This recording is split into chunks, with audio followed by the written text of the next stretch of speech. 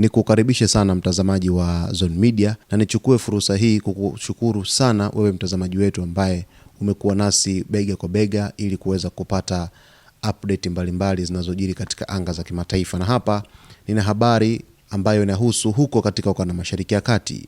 Meli kubwa ya kubeba ndege za kivita ya Marekani USS Abraham Lincoln imeripotiwa kuwasili rasmi katika eneo la Mashariki ya Kati na kwa sasa imepangwa katika maji ya karibu na Iran.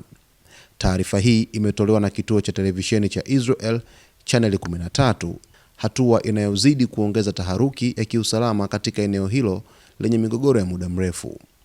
Kwa mujibu wa ripoti hiyo, kuwasili kwa USS Abraham Lincoln ni sehemu ya mkakati mpana wa Marekani wa kuimarisha ulinzi wa washirika wake hususan Israel.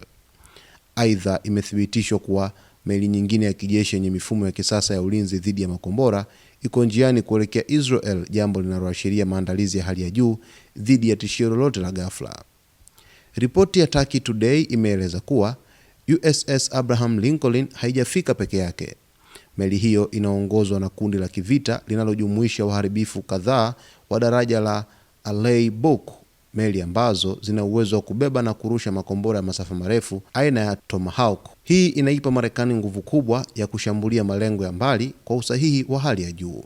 Ndani ya meli hiyo pia kuna kikosi cha anga kinachojulikana kama Carrier Air Wing 9 kinachoendesha ndege za kivita za kisasa kabisa aina F-35C Lightning II ambazo pia zina uwezo wa kujificha dhidi ya rada za adui, pamoja na ndege za F/A-18E/F Super Hornets zinazotumika kwa mashambulizi na ulinzi wa anga. Lakini hilo si jambo pekee.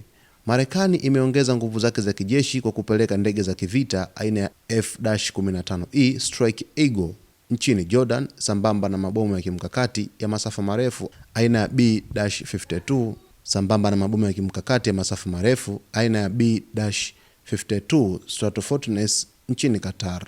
Hatua hizi zimeunda tabaka kadhaa za uwezo wa kijeshi zinazoonyesha kuwa Marekani iko tayari kwa hali yoyote itakayojitokeza.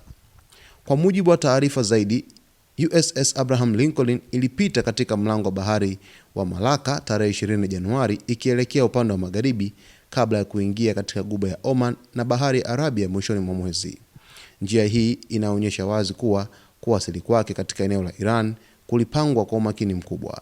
Kwa ujumla, mkusanyiko huu wa nguvu kubwa za kijeshi za Marekani unatafsiriwa na wengi kama ujumbe mzito wa Iran na maadui wengine wa Israel, huku ukionyesha kuwa Mashariki ya Kati bado ni kitovu cha mvutano mkubwa wa kimataifa ambapo kosa dogo linaweza kuwasha moto mkubwa wa vita. Hatimaye meli ya USS Abraham Lincoln imeweza kuwasili Mashariki ya Kati kwa mujibu wa ripoti za Channel 13 ya nchini Israel ikieleza hivyo, na basi mwisho wa siku mvutano ambao unazidi kuongezeka baina ya Irani pamoja na Marekani unazidi kuwa katika hali ya sintofahamu. Cha msingi mtazamaji wetu, basi nikusihi na nikuombe uweze kusubscribe channel yetu, lakini kulike video zetu, kucomment pamoja na kushare. Asante sana kwa kuichagua Zone Media.